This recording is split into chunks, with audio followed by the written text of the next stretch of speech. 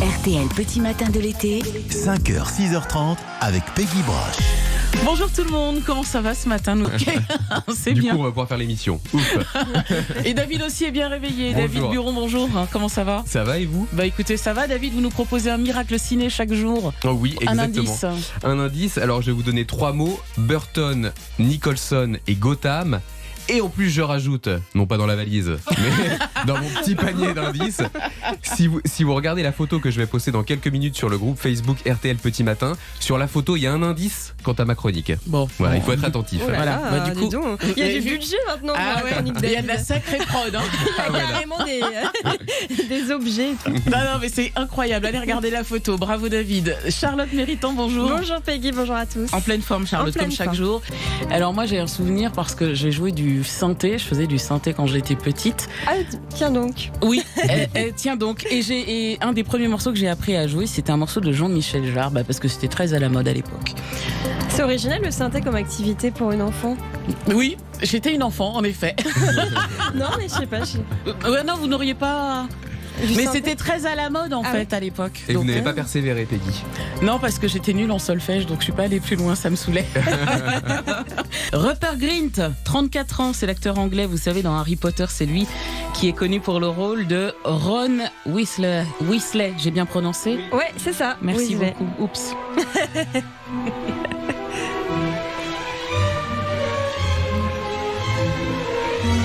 Bon, tous les fans, évidemment, ça leur parle. Hein. Je crois que vous êtes fan, vous avez été fan plus jeune d'Harry Ouais, Potter. j'ai lu tous les Harry Potter dans mon enfance, adolescence. Et aujourd'hui, j'adore toujours revoir les films. Et vous les avez tous vus aussi? Ouais, tous vus, bien sûr. David. Non, moi j'ai lu, j'ai pas lu les livres et j'ai pas vu les films. Je suis passé complètement à côté. Bon, bah voilà. Je suis un peu plus vieux que Charlotte. Voilà. Voilà.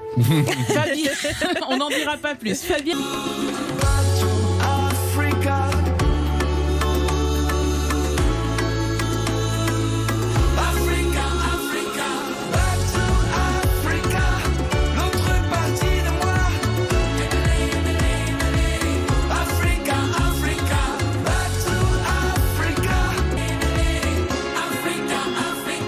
Back to Africa, c'était Yannick Noah sur RTL. Et pourquoi de l'été, c'est tous les jours et c'est avec Cyprien Sini.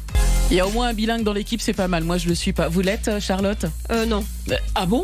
Si, vous êtes bilingue, mais pas anglais, non? Vous parlez espagnol couramment? Je parle anglais, espagnol, enfin à peu près, mais ça fait un petit moment que j'ai pas pratiqué et dire que je suis bilingue, ça serait Non, d'accord. complètement exagéré. Mais David. Scoop, je crois que Charlotte maîtrise un peu. Alors je sais plus si c'est le japonais ou le chinois.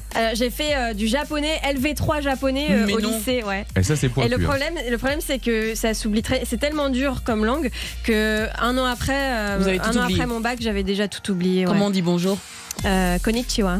Hein? D'accord. Konnichiwa. David? Oui. Bah, je sais pas, dites-nous. Ah ouais, non, mais moi les langues c'est une catastrophe. D'accord. Moi j'avais pris allemand en LV2 et si ma mémoire est bonne, j'ai eu 3 au bac. Oui, Voilà. bon, bah, tout va bien. Ça vous Voilà. donne mon niveau d'allemand. On va rester sur le cinéma, ça c'est votre truc. Hein. RTL Petit Matin les plus beaux miracles du cinéma. avec David Buron. Et David, toute cette semaine, vous revenez sur quelques-uns des plus beaux miracles du 7e art, ces films que tout condamnait à l'échec, mais qui furent finalement d'énormes succès. Et ce matin, Peggy, certains d'entre vous l'ont déjà deviné, je vous parle du premier Batman réalisé par Tim Burton. Mais Batman, David, mais quand un studio adapte les aventures d'un super-héros, c'est un succès assuré en général. Ah, aujourd'hui, oui, Peggy, cela semble une évidence. Les super-héros cannibalisent le grand écran depuis une quinzaine d'années. Mais en 1989, lorsque sort le Batman de Tim Burton, ces deux milieux de papier n'ont pas encore le vent en poupe. Bon, il a bien eu un Superman plutôt réussi en 79, mais les épisodes nanardeux qui ont suivi semblent avoir enterré le genre à tout jamais. Mais alors comment Batman voit-il le jour dans ces conditions? Grâce à une poignée de producteurs chez Warner Bros, des types persuadés que l'homme chauve-souris peut faire l'objet d'un film plus sombre, plus brutal, plus adulte que Batman et Robin, la série télé loufoque des années 60. Alors, l'avenir va leur donner raison, mais la production du film va s'avérer extrêmement difficile. Et pourquoi ça? Bien d'abord, Warner peine à embaucher un acteur prêt à enfiler le costume de Batman. Mel Gibson, Charlie Sheen, John Travolta, Tom Cruise sont évoqués, mais finalement aucun ne signe. Pierce Brosnan, le futur James Bond, discute longuement avec la production, mais lui aussi, il jette l'éponge. En réalité, tous ont du mal à imaginer ce que pourrait donner une adaptation sérieuse de Batman. Ils ont très peur de se retrouver en collant avec des oreilles pointues dans un AV. Avouez que ça l'afficherait mal. C'est clair. Donc finalement, faute de candidat, Warner se range à l'avis du réalisateur et engage Michael Keaton, un acteur pas très connu à l'époque, surtout spécialisé dans la comédie, au physique pas vraiment batmanien. Ici en France, on le surnomme le sosie de Julien Lepers.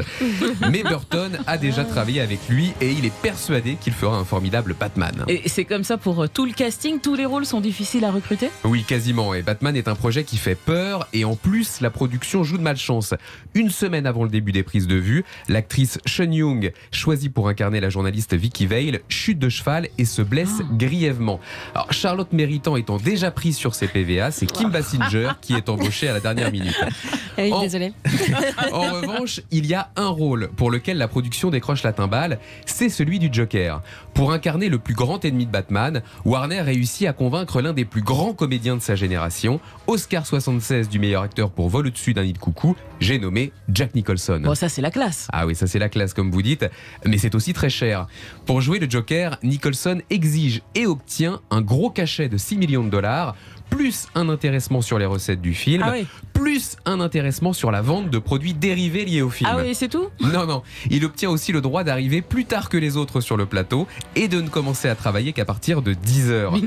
Quand on sait qu'il a au moins 2 heures de maquillage quotidien, on se dit que c'est pas très cool. Bon, mais une fois le casting bouclé, les choses roulent ? Ah, pas vraiment. Le film se tourne dans les studios de Pinewood en Angleterre. Alors, les décors sont fabuleux, le budget est conséquent, mais le recrutement des acteurs, l'écriture du scénario ont pris tellement de retard qu'il ne reste plus beaucoup de temps à Tim Burton pour mettre les plans en boîte. Or, le réalisateur n'a que 28 ans et c'est son premier gros film. Donc Burton vit très mal la pression que le studio fait peser sur ses épaules, pression d'autant plus forte que le studio craint avec Batman de faire un flop carabiné. Et d'où vient cette crainte ? Comme je vous l'ai dit, le milieu, la presse spécialisée ne croit pas vraiment dans ce projet. Et surtout, les fans de Batman sont vent debout contre le choix de Michael Keaton pour incarner l'homme chauve-souris. Ils lui reprochent de ne pas être assez beau, pas assez grand, pas assez musclé. Même le créateur de Batman, Bob Kane, émet des réserves. Pendant la production du film, Warner reçoit 50 000 lettres de réclamation à ce sujet et des ultra-fans organisent des sit-ins pour réclamer le renvoi de l'acteur ou carrément l'annulation du film. Un climat pas très serein qui fait chuter l'action de Warner en bourse. Ah ouais, carrément. Et malgré tout ça, le miracle a quand même eu lieu. Ah, il a même lieu avant la sortie du film Le Miracle Peggy. En mai 89, à quelques semaines des avant-premières, Warner diffuse un teaser de 90 secondes qui rend le public absolument hystérique. Les décors, les costumes, l'armure de Batman, l'incroyable Batmobile que vous pouvez voir sur Facebook. Tous les éléments du film frappent violemment les imaginaires. Personne ne s'attendait à un tel résultat. Il y a même des gens, tenez-vous bien, qui paient leur place de ciné uniquement pour voir la bande-annonce et qui repartent ensuite. À partir de là débute ce que l'on a appelé la Batmania. Warner inonde le marché de produits dérivés que le public s'arrache.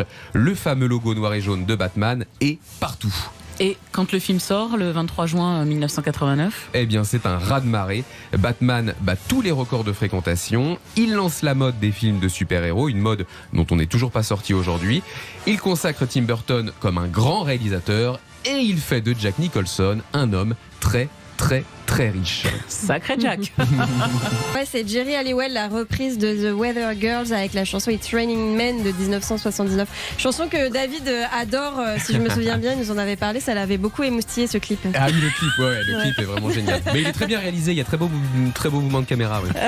D'accord, c'est le mouvement de caméra qui vous a inspiré bien sûr, David. Votre message, David ? Écoutez, comme on en est à rendre des hommages à nos patrons, ça vous dérange pas si je fais le faillot parce que moi j'aurais besoin d'une petite rallonge à la rentrée.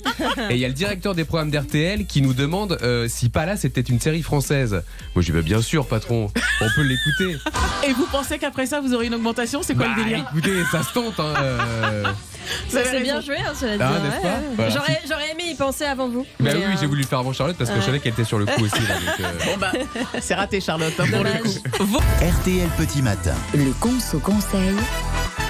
avec Charlotte Méritant. Charlotte, le sujet du jour, les placements financiers. Alors attention aux faux bons plans et aux vraies arnaques. Il y a un mois, on apprenait dans la presse People que l'acteur Danny Boone avait été victime d'une mystérieuse arnaque impliquant un faux lord irlandais, un juteux placement complètement fictif. Je ne sais pas si vous en avez entendu parler. Si, c'est vrai, ouais. Il aurait perdu dans cette histoire plus de 6 millions d'euros. Alors certes, c'est un butin d'un tel montant, c'est pas très très courant, vous allez me dire. En revanche, les arnaques financières peuvent bien toucher n'importe qui et selon l'autorité des marchés financiers, tout de même 5% des Français se seraient déjà fait avoir de cette façon, avec un préjudice global d'environ 500 millions d'euros par an. La plupart du temps, c'est la promesse d'un rendement rapide et garanti qui nous pousse à placer notre argent, mais méfiance parce que certains escrocs utilisent justement cet appât pour mieux nous voler nos économies. Alors je vous donne 5 conseils pour déjouer ces arnaques au placement. Bon alors encore une fois, les réseaux sociaux sont les hôtes de beaucoup de ces arnaques. Oui, tout à fait. Mon premier conseil, c'est tout simplement de fuir ces publicités sur Internet. Si vous voyez s'afficher sur votre écran une annonce qui vous dit que vous allez devenir riche en quelques mois grâce à ce super investissement, fuyez. Franchement, quand ça paraît trop beau, c'est que ça l'est. On fuit tout ce qui est démarchage téléphonique, formulaire complété sur Internet, prise de contact sur Facebook, etc. Et le bouche à oreille, ça marche ? Je vous dirais quand même de faire très très attention au bouche à oreille aussi. Parce qu'un ami d'amis de David Buron qui vous conseille un placement qui fonctionne super bien, pour lui peut en fait dissimuler ce qu'on appelle une pyramide de Ponzi. Alors une pyramide de Ponzi, c'est quoi ? Pour faire simple, c'est lorsque l'argent des nouveaux investisseurs sert à payer les intérêts des anciens investisseurs. Donc c'est un placement fictif. Au début, l'effet de dupe fonctionne puisque vous touchez bien vos intérêts les premiers mois, mais ça ne peut pas durer puisque lorsqu'il n'y a plus de nouveaux investisseurs, il n'y a plus d'argent pour payer les intérêts. D'accord. De toute façon, s'il y avait des placements miraculeux, ça saurait, non ? Exactement. Surtout un placement miraculeux sans risque, ça n'existe pas. Un placement financier avec un taux de rendement de plus de 3 ou 4%, c'est forcément risqué. Si votre interlocuteur vous parle d'un taux garanti fixe, ça doit vous mettre la puce à l'oreille. Il y a sûrement arnaque. Et dans ce cas-là, il n'y a même pas de placement derrière. C'est juste pour vous voler votre argent. D'accord. Mais à part ça, est-ce qu'il y a un moyen de vérifier si notre interlocuteur nous embobine complètement ou pas ? La première chose à faire, c'est de vérifier l'identité de votre interlocuteur. Il doit avoir un agrément. Il y a 2 annuaires pour vérifier ça. L'annuaire de l'ORIAS, qui est l'organisme qui recense tous les intermédiaires en banque et assurance, et le registre Regafi qui répertorie tous les agents financiers en France.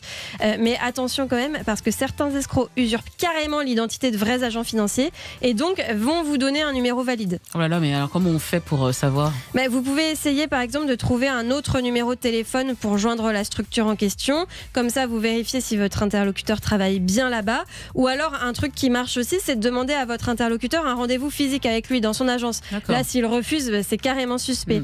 Dans tous les cas, si on vous demande de faire un virement sur un compte à l'étranger, sur une banque que vous ne connaissez pas, sur une banque en ligne, tout ça c'est très louche. Alors pour être sûr, vous n'avez qu'à appeler votre conseiller bancaire et il vérifiera avec vous le compte auquel est relié le RIB de votre contact. Bon, je crois que je vais continuer de me contenter de mon bon vieux livret à moi. Oui, alors si vous avez envie de vous lancer dans des placements qui rapportent un peu plus, rien ne vous en empêche. Mais n'oubliez pas que la règle, c'est plus le taux de rendement est élevé, plus le placement est risqué. Ouais. Logique.